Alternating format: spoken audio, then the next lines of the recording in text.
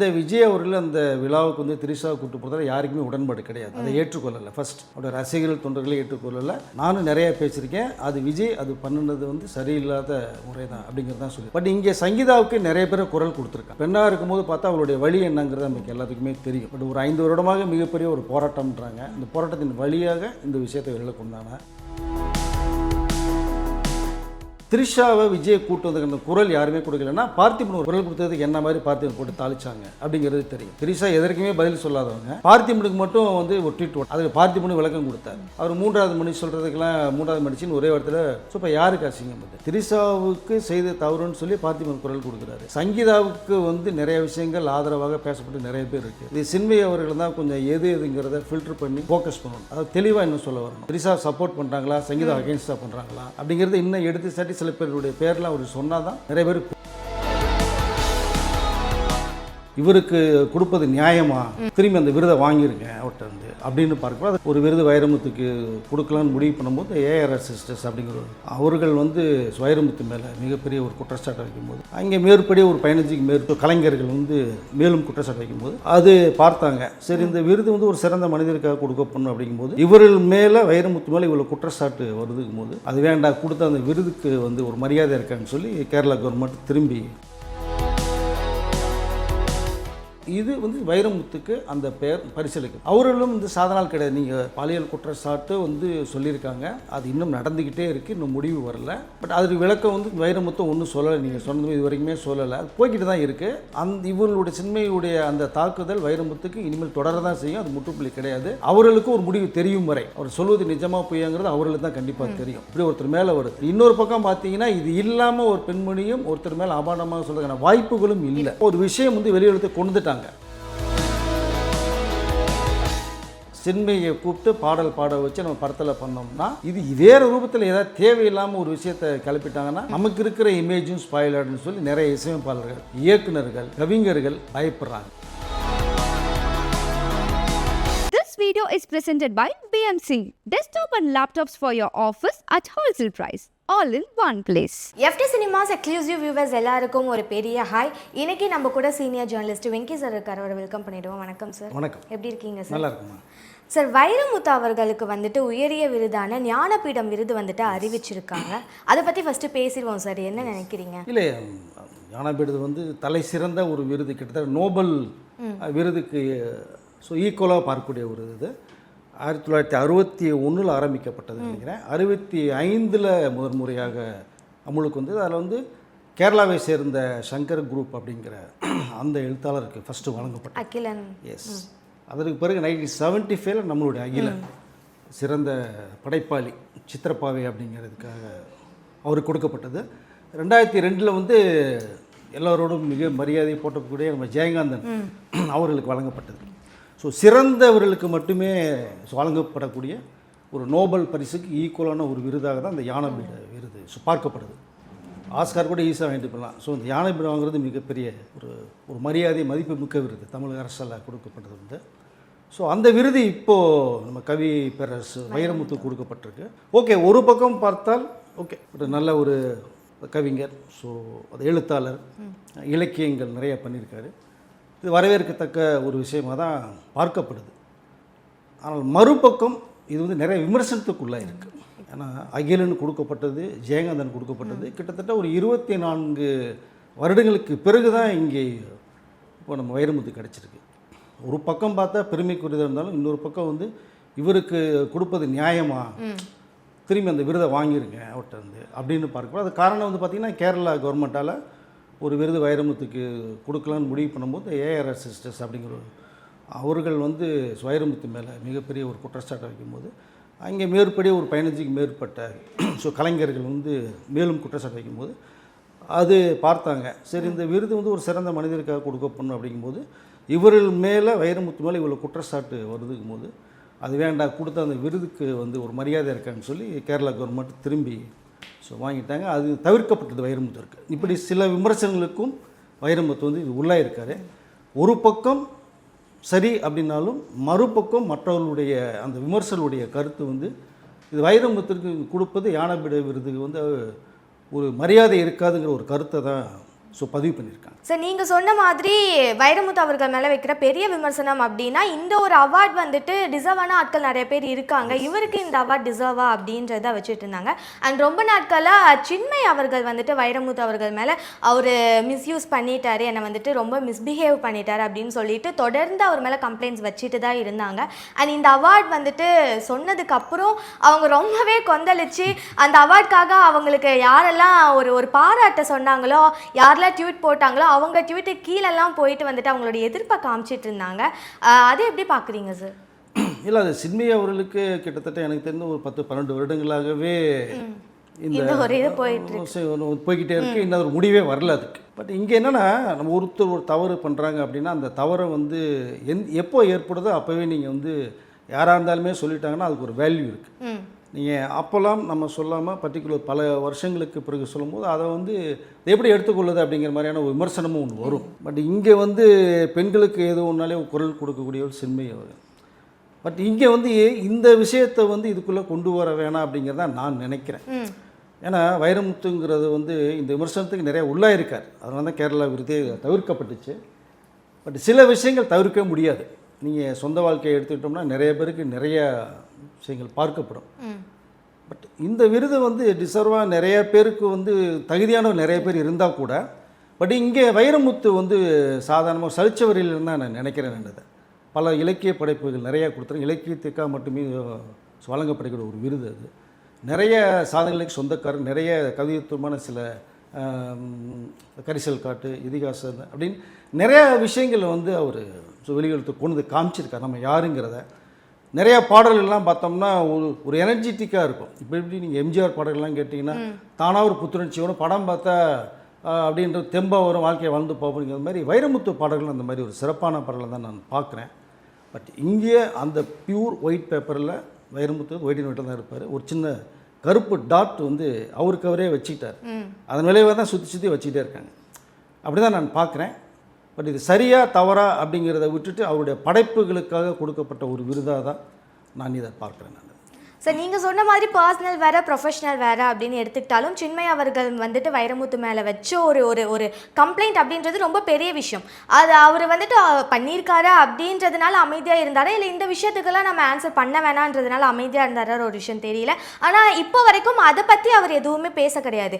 இப்போது ப்ரொஃபஷ்னலாக அவருக்கு வந்துட்டு ஒரு விருது அப்படின்ட்டு வரப்போ அந்த இடத்துலையும் சின்மய் அவர்கள் வந்துட்டு இந்த மாதிரியான ஒரு விஷயம் சொல்கிறப்போ இப்போவாவது அவர் சைட்லேருந்து ஏதாவது பதில் வரும்னு எதிர்பார்க்கலாம். இல்லை, நீங்கள் இத்தனை வருடங்கள் இப்போ பிறகு போனதே வந்து இது வரைக்குமே பதில் யார்கிட்டேருந்து வரல. இவர் சொல்வது நியாயமாக சரியா, அவர் சொல்வது கருத்துக்கள் சொல்லாமல் இருக்கிறது அப்படிங்கிறத பார்க்கும்போது இது வந்து அப்படி தொடர்ந்து தான் போகும். இது ஒரு முற்றுப்புள்ளி கிடையாது.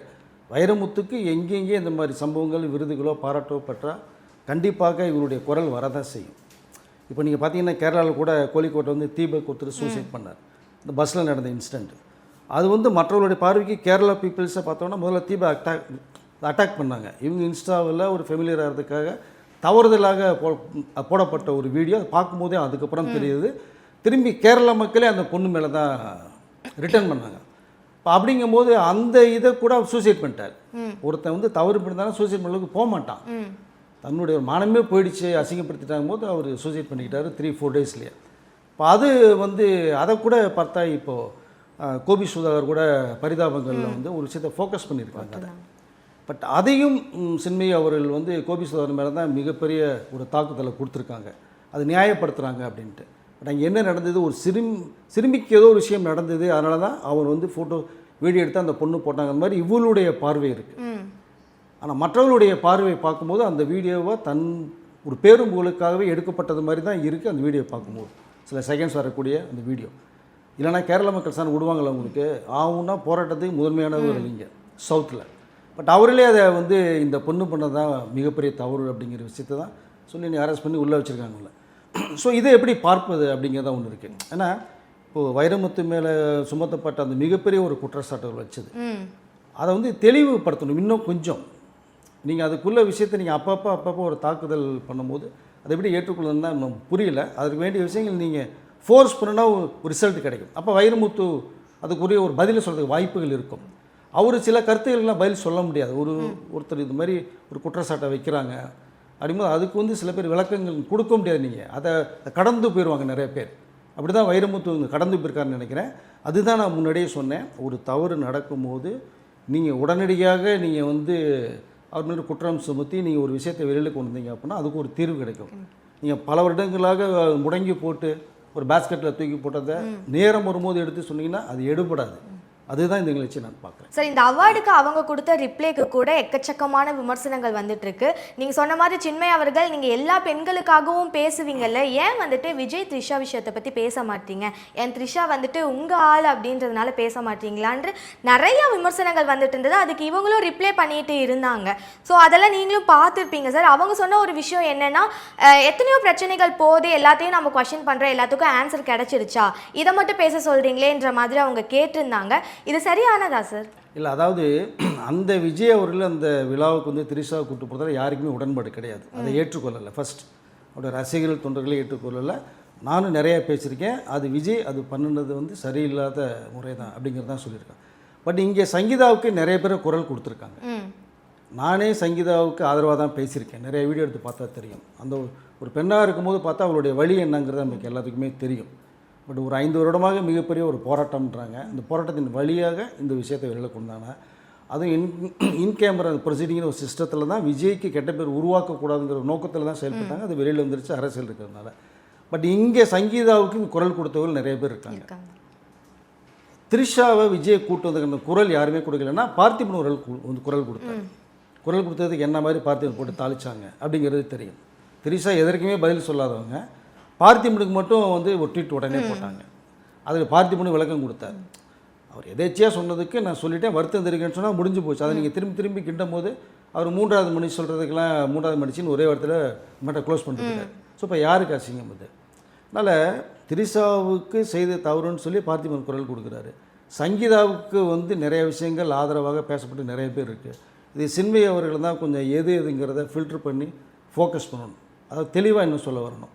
திரிஷா சப்போர்ட் பண்ணுறாங்களா, சங்கீதா அகேன்ஸ்டாக பண்ணுறாங்களா அப்படிங்கிறது இன்னும் எடுத்து சாட்டி சில பேருடைய பேர்லாம் அவர் சொன்னால் தான் நிறைய பேருக்கு புரிய வரும். சார், அவங்க மெயினாக அந்த ட்வீட்டில் போட்டிருந்த ஒரு விஷயம் அப்படின்னா, இவர் வந்துட்டு பாலியல் ரீதியாக என்னை வந்துட்டு கஷ்டப்படுத்தியிருக்காருன்ற விஷயம் சொன்னதுக்கு அப்புறமேட்டும் இவர் வந்து ஒரு லெஜண்ட் அப்படின்னு சொல்லிட்டு அவருக்கு வந்துட்டு உயரிய விருதான ஞானபீடம் விருதை வந்துட்டு அறிவிச்சிருக்கீங்க. அதுக்கு எல்லாரும் பாராட்ட வர தெரிவிக்கிறீங்க. இது சரியானதா அப்படின்ற மாதிரியான ஒரு கமெண்ட் தான் போட்டிருந்தாங்க. அதுக்கு கீழே வந்த கமெண்ட் தான் இது எல்லாமே. இன்னொரு விஷயம் அவங்க கேட்டிருந்தது, நாட்டில் வந்துட்டு எத்தனையோ பிரச்சனைகள் வந்துட்டு தீர்க்கப்படாமல் இருக்குது, அப்படி இருக்கப்போ எத்தனையோ பேர் டிசர்வாக இருக்காங்க, அப்படி இருக்கப்போ இந்த மாதிரி ஆட்களுக்கு இந்த மாதிரி ஒரு விருதும் தேவையில்லாத விஷயத்தை எடுத்து வந்து பேசுறதும் சரியானதா அப்படின்ற மாதிரியான ஒரு ரிப்ளை தான் அவங்க கொடுத்துருந்தாங்க. இந்த விதத்தில் பார்க்குறப்போ சின்மய் அவர்கள் சரியாக தான் பேசுகிறாங்கன்னு பலர் அவங்களுக்கு சப்போர்ட் பண்ணிட்டு வராங்க. எதிர் விமர்சனங்களும் வந்துட்டு இருக்கு. உங்களோட பார்வையில் இந்த விஷயம் எப்படி சார், சரியா தவறா? இல்லை, சரியாக தவறான்னு எடுத்துக்கிறதுக்கு முன்னாடி பார்த்தீங்கன்னா சிறந்த நடிகர்கள் நிறைய பேர் இருக்காங்க. எல்லா நடிகர்களுமே சிறந்த நடிகர். தேசிய விருதுங்கிறது வருது, அந்த விருது ஒருத்தர் தான் தரப்படுது இல்லையா? ஆஸ்கார் அவார்டு கூட இப்போ கொடுத்துட்டு இருக்காங்க. நிறைய பேர் அது வந்து தகுதியானவர், ஆனால் ஒருத்தர் தானே தருது. அது மாதிரி இங்கே அந்த ஞானபீட விருதுக்கு வந்து நிறைய பேர் தகுதியான ஆட்கள் இருக்காங்க, ஒன்றும் மறுப்பதற்கு இல்லை. அந்த விருது சிறந்த படைப்பாளி இலக்கியவாதிக்கு, 2வது தமிழில் விருது தரக்கூடிய ஒன்று உயிரோடு இருப்பவர்களுக்கு மட்டும்தான் தரக்கூடியது விருது. அப்படிங்கும்போது இதெல்லாம் பார்க்கும்போது அங்கே வந்து 5 பேர் இருந்தாலும் 5 பேரில் முதன்மையாக வைரமுத்து இருக்காரும்போது அடுத்த வருடங்கள் அடுத்த தடவை கொடுக்கும்போது ஸோ வாய்ப்புகள் வரலாம் அவர்களுக்கு. இப்போது இது வந்து வைரமுத்துக்கு அந்த பெயர் பரிசீலிக்கப்பட்டிருக்கு.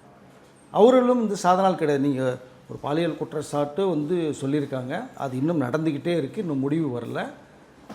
பட் அதுக்கு விளக்கம் வந்து வைரமுத்து ஒன்றும் சொல்லலை. நீங்கள் சொன்னது இது வரைக்குமே சொல்லலை, அது போய்கிட்டு தான் இருக்குது. இவர்களுடைய சின்மையுடைய அந்த தாக்குதல் வைரமுத்துக்கு இனிமேல் தொடர தான் செய்யும். அது முற்றுப்புள்ளி கிடையாது. அவர்களுக்கு ஒரு முடிவு தெரியும் வரை அவர் சொல்வது நிஜமாக பொய்யாங்கிறது அவர்களுக்கு தான் கண்டிப்பாக தெரியும். இப்படி ஒருத்தர் மேலே வருது. பட் இன்னொரு பக்கம் பார்த்தீங்கன்னா இது இல்லாமல் ஒரு பெண்மணியும் ஒருத்தர் மேலே அபாண்டமாக சொல்கிறதுக்கான வாய்ப்புகளும் இல்லை. அதையும் பார்க்கணும் நம்ம. அப்போ ஒரு விஷயம் வந்து வெளியெடுத்து கொண்டுட்டாங்க, அது உடனடியாக வராமல் காலதாமதம் வந்துருச்சு. பட் காலதாமதம் வந்தாலுமே வந்து மிகப்பெரிய ஒரு சமூகத்தில் வந்து அந்தஸ்துள்ள ஒரு மேலே தான் மிகப்பெரிய ஒரு குற்றச்சாட்டு. அதுக்கு ஒரு தீர்வு வந்து நீங்கள் சொன்னது மாதிரி வைரமுத்து அவர்கள் ஒரு தெள்ளத்திலே ஒரு விஷயத்தை சொல்லாமல் இருப்பதும் எதற்காக கேள்விக்குறி நமக்கு வருது. அதை ஆனால் இந்த விருது இதற்கு அப்பாற்பட்டு நீங்கள் பார்க்கும் பொழுது அதற்கு எல்லா வகையிலுமே ஒரு தகுதியான நம்பரை தான் வைரமுத்து பார்வையில் இருக்கார். பட் அது கொடுத்தது சரியாக தவறா அப்படின்னா, கொடுக்கப்பட்ட கமிட்டி எல்லாத்தையுமே வந்து ஆலோசனை பண்ணியிருப்பாங்க. இதற்கு முன்னாடி சாதாரணமாக எடுத்தோன்னு டக்குன்னு கொடுத்துட மாட்டாங்க. இவர் இதுக்கு தகுதியானன்னு சொல்லி அவங்களுடைய லிஸ்ட்டை பூரா பயோடேட்டா பூரா எடுப்பாங்க. யார் என்ன பண்ணியிருக்காங்க, சமூகத்துக்கு என்ன செஞ்சுருக்காங்க, இவருடைய பர்சனல் என்ன, எல்லாத்தையும் அனலைஸ் பண்ணி தான் கண்டிப்பாக ஃபைனலாக இந்த பேரை டிக்ளேர் பண்ணியிருப்பாங்க. அப்படிங்கும்போது அவர்கள் தேர்வு செய்த ஒரு விஷயத்தையும் நம்ம தவறுனா அது சரியாக இருக்காது, தவறுதலாக போயிடும். சரியாக தவறாங்கிறது அவர்கள் முடிவெடுத்த ஒரு விஷயம் தானே. அதனால் வைரமுத்துக்கு கொடுக்கப்பட்டது இதை தாண்டி பார்க்கும் பொழுது அதுக்குள்ள படைப்பாளி தான் அவர். சரி, இந்த கான்ட்ரவர்சிக்கு அப்புறம் எல்லாத்துக்கும் வர டவுட் என்னன்னா, ஏற்கனவே அவருக்கு வந்துட்டு ஒரு விருது கொடுக்குறதா இருந்து அது வந்துட்டு கொடுக்க முடியாமல் போயிடுச்சு. இப்போ இந்த விருதும் வந்துட்டு ஒருவேளை திரும்ப வாங்கிடுவாங்களோ, அதுக்கு வாய்ப்புகள் அதிகமோ அப்படின்ற மாதிரியான டவுட்ஸ் நிறைய பேருக்கு இருக்குது சார். இது எப்படி சார், இப்படியே கட் ஆஃப் பண்ணிடுவாங்களா இல்லை திரும்ப வாங்குறதுக்கான வாய்ப்பு நிறைய இருக்கா? இல்லை, அதுக்கு கம்மி தான் நினைக்கிறேன் நான். ஏன்னா இப்போ கேரளா அரசு வாங்கினாங்க அப்படின்னா அவர் தமிழகத்தை சேர்ந்தவர், தமிழ்நாட்டில் வைரமுத்துன்னு அவருக்கு தெரியும், கேரளாவில் ஒரு சில பேருக்கு தெரியும். அப்போ அவர்கள் சில சொன்ன குற்றச்சாட்டில் ஆராய்ந்து பார்க்கும்போது எதுக்கு தமிழ்நாட்டில் வைரமுத்து கொடுத்து நம்ம கெட்ட பேர் சம்பாதிக்கணுமாங்கிற மாதிரி அவருடைய முடிவாக அது இருக்கலாம். பட் இங்கே அப்படி இல்லை. இங்கே இந்த நிலைமை வேறு. இல்லை, கிட்டத்தட்ட 7 முறை அவருக்கு தேசிய விருது வாங்கினவர், சிறந்த படைப்பாளி தான் சுருக்கமாக. இல்லை, ஒரு விஷயத்தை கொடுத்ததுக்கு பிறகு திரும்ப வாங்கினோம்னா அது அவருக்கு இன்னும் மிகப்பெரிய கரும்புள்ளியை உருவாக்கும், மிகப்பெரிய ஒரு அவமானத்தை ஏற்படுத்தும். பட் நான் சொன்னது மாதிரி தான், இந்த ஞானபீட விருது வைரமுத்துக்கு கொடுக்க போகிறோம் 2026 24 வருடங்களுக்கு பிறகு அப்படிங்கும்போது கண்டிப்பாக இது ஒரு அனலைஸ் பண்ணியிருப்பாங்க. பண்ணாமல் அனௌன்ஸ்மெண்ட் கொடுத்துருக்க மாட்டாங்க. அப்படிங்கும்போது திரும்ப வாங்குறதுக்கு வாய்ப்புகள் மிக மிக குறைவுன்னு தான் நான் நினைக்கிறேன். சார், சின்மய் அவர்கள் ஒருத்தர் மேலே கம்ப்ளைண்ட் அப்படின்னு வைக்கிறது இது புதுசு கிடையாது. ரொம்ப வருஷமாக அவங்க பண்ணிட்டு இருக்க ஒரு விஷயம். ஏன் ரஜினி கமல் அவர்கள் மேலே கூட இவங்க ஒரு விமர்சனங்கள் வச்சுருக்காங்க, கம்ப்ளைண்ட்ஸ் பண்ணியிருக்காங்க. எல்லாத்துக்கும் இருக்க ஒரு டவுட் என்னென்னா, இப்போ சின்மய் அவர்கள் அதிகமாக பாடல்கள் எதுவுமே பாடுறது இல்லை, அவங்களுக்கு வாய்ப்புகள் அப்படின்றது ரொம்பவே குறைவாக தான் இருக்குது. ஸோ அவங்க ட்ரெண்ட்லேயே இருக்கணும், அவங்கள பற்றி எல்லாரும் பேசிகிட்டே இருக்கணும், அவங்கள மறந்துடக்கூடாது, இண்டஸ்ட்ரிக்குள்ளே தன்னோட முகம் மறந்துடக்கூடாது, தன்னோட வாய்ஸ் மறந்துடக்கூடாதுன்றதுக்காக இவங்க தொடர்ந்து இந்த மாதிரியான விமர்சனங்கள் கம்ப்ளைண்ட்ஸ் வச்சுட்டே இருக்காங்கன்றது நிறைய பேரோட ஒரு கருத்தாக இருக்குது சார். அதை எப்படி பார்க்குறீங்க? இல்லை, மறந்து போகக்கூடிய முகம் கிடையாது சின்மயி. அந்த குரல் அவங்க பாடினாலே அந்த ஒரு இனிமை வரும். அப்படி தான் தக் லைஃப்பில் கூட ஒரு குரல் தீ பாடினதை கூட இவங்க மாடுலேஷனில் வேறு மாதிரி பாடி காமிச்சாங்க. ரொம்ப அவ்வளோ மெல்ட் ஆச்சு. ஏன் இந்த சாங் பாடும்போது ஹிந்தியில் பாடினாங்க அதை. பட் இங்கே திருத்தி இதே மாதிரி பார்த்தீங்கன்னா நம்ம மோகன்ஜியுடைய அந்த படத்தில் கூட பாடும்போது கூட எனக்கு இயக்குனர் யாருன்னே தெரியாது, டக்குன்னு கூப்பிட்டாங்கன்னா பாட்டு பண்ணாங்க. பட் அதை ஏற்றுக்கொள்ள முடியாது. ஒரு இயக்குனர் யாருன்னு கேட்காம ஒரு பாடகர் பாடகி பாட மாட்டாங்க. பட் அங்கேயும் விமர்சனக்குள்ளாச்சு. அப்புறம் கடைசியில் மோகன்ஜியை அவங்களுடைய பாட்டையை எடுத்துட்டாங்க. ஸோ அப்பைக்கப்போ சில விஷயங்கள் இவங்க அதை கொண்டு வந்துகிட்டே தான் இருக்காங்க. பட் எல்லா விஷயத்தையும் அவர்கள் வர்றது மாதிரி தெரியல. இந்த மாதிரி சில தவறான ஒரு பேர்சனுக்கு சில விஷயங்கள் நடக்கும்போது அங்கே அவருடைய குரல் வருது. பட் இங்கே கமல் கூட ஒரு ட்வீட் போட்டிருக்காரு. ஸோ வைரமுத்து மேலே இந்த மாதிரி ஞானபீடம் கிடைச்சதுக்கு அவர் ஸ்டைலில் போட்டிருக்காரு. அவர் தமிழ் நிறைய பேருக்கு புரியாது, கமலுடைய வாழ்த்துக்கள் சரி, பேசுகிறதும் சரி. ஸோ அதனால் அதுக்கு மிகப்பெரிய எதிர்ப்பை சொல்லியிருக்காங்க. வைரமுத்து இப்படி பண்ண கமல் இப்படி பண்ணலாமா கேட்டிருக்காங்க. நீ சொன்ன மாதிரி எல்லாருமே அவங்களை எதிர்த்து தான் நிற்கிறாங்க. பட் அதனாலேயே பார்த்தீங்கன்னா பாடல்கள் நிறைய வாய்ப்புகள் குறைவு. அவர்களை உபயோகப்படுத்துகிறதுக்கு பாட வைக்கிறதுக்கு எல்லா இயக்குநர்களும் ரெடியாக இருக்காங்க, தயாரிப்பாளர் மியூசிக் ரெடியாக இருக்காங்க. இந்த மாதிரி பிரச்சனைக்குள்ளான ஒரு விஷயங்கள் நிறையா போனதுனால ஏதோ ஒரு விஷயம் ரெக்கார்டிங் தியேட்டரில் கேஷுவலாக பேசலாம், அது அவர்களுக்கு பார்வைக்கு தவறாக தெரியும். அதை வெளியில் சொல்லிட்டா என்ன பண்ண முடியும்? உரிமையோடு நிறைய பேர் பேசுவாங்க. அப்போ அதனால் பயப்படுறாங்க. சுருக்கமான விஷயம், சின்மையை கூப்பிட்டு பாடல் பாட வச்சு நம்ம படத்தில் பண்ணோம்னா இது வேறு ரூபத்தில் ஏதாவது தேவையில்லாமல் ஒரு விஷயத்தை கிளப்பிட்டாங்கன்னா நமக்கு இருக்கிற இமேஜும் ஸ்பாயில் ஆகிடுன்னு சொல்லி நிறைய இசையமைப்பாளர்கள், இயக்குநர்கள், கவிஞர்கள் பயப்பட ஆரம்பிச்சிட்டாங்க. அதன் விளைவாகவே பார்த்திங்கன்னா சின்மைக்கு நிறைய பாடல்கள் வர்றதுக்கான வாய்ப்புகள் குறைஞ்சிருச்சு. பட் ஒரு சிறந்த பின்னணி பாடகி அவர்கள் பாடினாங்கன்னா அந்த பாட்டை நீங்கள் கேட்டுகிட்டே இருக்கலாம். ஸ்ரேயா கோஷல் மாதிரியோ, பி சுஷீலா பழையது மாதிரியோ, இன்றைக்கி சின்மை அவர்கள் நல்ல குரல் வளம் கொண்டவங்க, எஸ் ஜானி அம்மா மாதிரி. பட் தேவையில்லாமல் ஒரு விஷயத்தை அது தேவையானதாக இருந்தால் அவர்களுக்கு கூட நீங்கள் சரியான இடத்துல சொல்லியிருக்கணும், அது சொல்ல விட்டுட்டாங்க. பட் மேக்சிமம் வராத காரணம் இந்த பயம். அதனால் படங்கள் பெரிய அளவில் இல்லாதனால இந்த மாதிரி விஷயங்கள் எப்போயாவது வரும்போது டக்குனுடைய குரல் வருது. பட் ஏன் அந்த சந்தர்ப்பத்துக்கு மட்டுமே இவர்கள் இந்த குரல் கொடுக்குறாங்க, பேசுகிறாங்க அப்படிங்கும்போது சின்மையை நிச்சயமாக நீங்கள் சொன்னது மாதிரி யாரும் மறந்துருக்க மாட்டாங்க, மறக்கூடிய முகம் இல்லை அவர்களது. பட் அவருடைய பார்வை இந்த மாதிரி சில நல்ல உள்ளங்கள், கேரக்டர்ஸ் இல்லாதவங்களுக்கு வழங்கப்படும் போது அவங்க கொந்தளிக்கிறாங்க. அதை எப்படி பார்க்குறதுன்னு தெரியல. இதை கொஞ்சம் கொஞ்சம் விட்டுட்டு போனாங்க அப்படின்னா நீங்கள் சொன்னது மாதிரி நிறைய படங்கள் வர்றதுக்கு வாய்ப்புகள் இருக்கும், அவங்க வந்து உபயோகப்படுத்துவாங்க. பட் இப்போ ஒட்டுமொத்தமாக சின்மை அப்படின்னாலே பயப்பட சூழ்நிலைக்கு ஆளாயிட்டாங்க எல்லா பேரும்.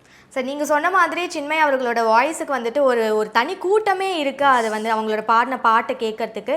இந்த மாதிரியான சில விஷயங்கள்னால அவங்களுக்கு வர வாய்ப்புகள் வந்துட்டு தடைப்படுது அப்படின்னா இந்த விஷயத்தை அவங்க குறைச்சிக்கிறதே வந்துட்டு நல்லதுன்ற மாதிரி தான் இருக்குது. ரொம்ப நன்றி சார், நிறைய தகவல் சொல்லியிருக்கீங்க.